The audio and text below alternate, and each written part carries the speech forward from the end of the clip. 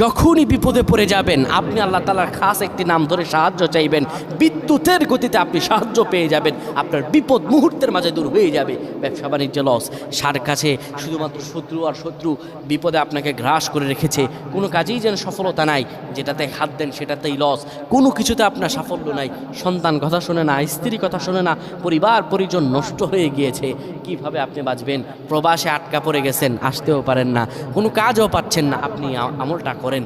এটি আমার কথা নয়, বিশ্বনবী মুহাম্মদ রাসূলুল্লাহ সাল্লাল্লাহু আলাইহি ওয়াসাল্লামের প্রিয় সাহাবী হযরত যায়েদ রাদিয়াল্লাহু তাআলা আনহু, তিনি একবার মক্কা থেকে হিজরত করে যখন মদিনায় যাবেন, ঠিক সেই সময় বিপদে পড়ে যান।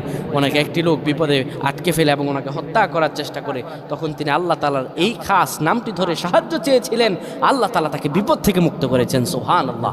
সেই দোয়াটা কি? তিনি যখন বিপদে পড়ে যান তিনি বলেন, আগিসনি ইয়া রহমান।